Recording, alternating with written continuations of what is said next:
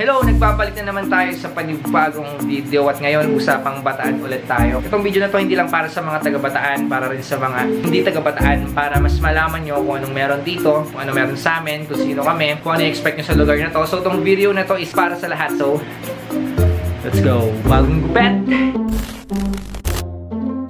Kapag pumunta ka sa lugar ng Bataan, sinisigurado ko sa'yo, hindi ka namin pababayaan. Ililibot ka namin. Bubusugin at bubusugin ka namin at hindi ka magugutom dito. So, anong gusto mo kainin, Brad? Marami kami mga pagkain dito. Meron kami dito mga seafoods. Kung gusto mo ng seafoods, meron kami dito alimasag, alimango, hipon, tahong, talaba, tinapa, tilapia, shark. Mga kakanin, kung gusto mo mga kakanin, maraming mga kakanin dito sa amin. Meron din kami ditong ice cream, chicharon na mushroom, egg ball, spabok. Meron din kami ditong tuhod ng unggoy, kuko ng agila. Kung anong gusto mo, sabihin mo lang sa amin. Ako bahala dyan. Gusto mo ng beach? Gusto mo ng mga malls? Marami kang pwedeng puntahan dito. Gusto mo ng coffee? Dadaling kita sa Beanery. At since nandito ka na sa Bataan, dadaling kita sa Mount Samat. Pagkatapos natin pumunta ng Mount Samat, dadaling kita sa Corridor. After that, dadaling kita sa Sisiman, sa Las Casas, pumunta sa Sibol. Pumunta ka ditong malungkot sa Bataan, lalabas ka masaya at busog. Diba? Ganyan kami dito.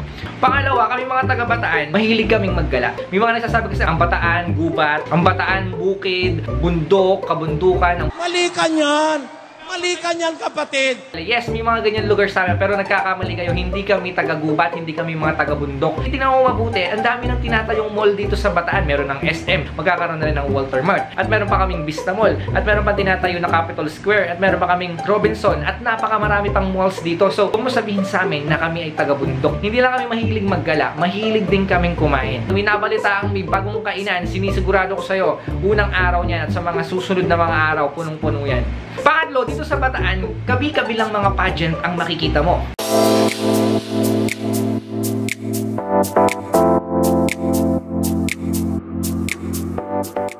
Woo! Kuya ko yan! Kuya ko yan! Yes! Pati yung damit ko! Sa akin yan! Hiniram niya lang yan! Woo! Balik mo yan! Pagkatapos sa akin yan! Woo! Yes, maraming mga pageant dito, maraming mga rampahan. Diyan mo lang makikita na pumoporma yung mga taga-Bataan. Kami mga taga-Bataan, simple lang kami kung pumorma. So makikita mo lang kami nakaporma sa mga Binyagan, kapag Pasko, kapag sisimba. T-shirt lang, sapat na sa amin. So speaking of t-shirt, pinagpadala sa akin dito, yung Bataan Roots Clothing. Salamat sa inyo dahil dinala nyo pa sa akin talaga mismo dito sa bahay namin yung t-shirt. Salamat and papalit lang ako ng damit. 1, 2, 3. Ayun! So guys, yun. Thank you Bataan Roots Clothing. Dito sa t-shirt na to, ayan ang kita nyo, Bataan Roots Clothing. Meron silang FB page, show nasa description yan. Check nyo na lang. Okay, kung gusto nyo ng t-shirt, pumunta lang kayo sa lugar nila sa Orani. Doon sa kanilang FB page, i-message nyo lang sila. At napakaganda, ang dami pa mga designs na patungkol sa Bataan. Kung talagang proud na Bataan nyo ka, ayan, dapat isuot mo yung lugar mo. So yun, kami, simple lang kami pumorma. Yan nga, t-shirt lang, forma na, pupunta ka sa mall, naka-t-shirt lang, naka-short, naka-chinelas lang. Ganyan lang kami pumorma. Alam mo yun, yung tipong kausap mo na pala milyonaryo, hindi mo halata dahil sa sobrang simple lang ng forma niya. Simple lang talaga kami pumorma. Hindi kami katulad ng ibang lugar dito sa Pilipinas na tipong alam mo yung kahit na sobrang init, magja-jacket, diba? Magja-jacket. Ano kali yun? Init-init nagja-jacket. Yaw, diba? Talaga makaporma lang.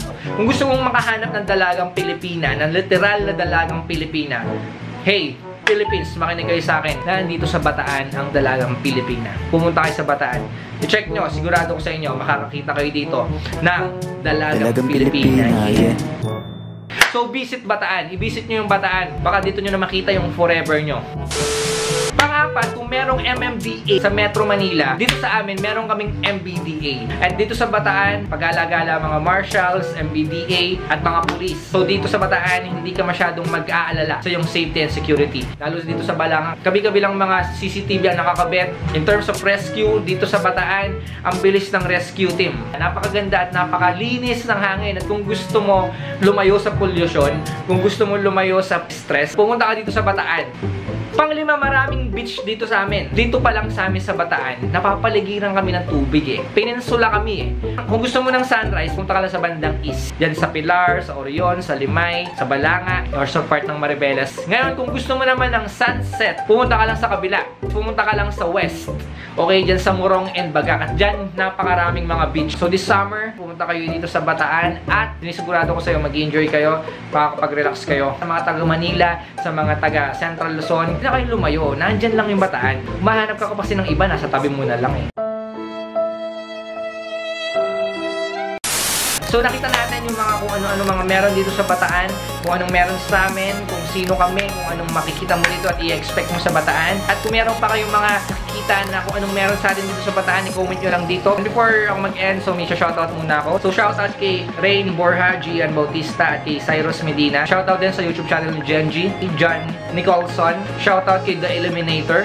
Shoutout din kay Albert James. So yun, sa mga susunod na lang na video, yung ibang shoutout. So guys, thank you for watching. Sa mga susunod na video, magkita-kita tayo. Salamat muli sa suporta. Subscribe to my channel guys. Thank you for watching. God bless. Bye-bye.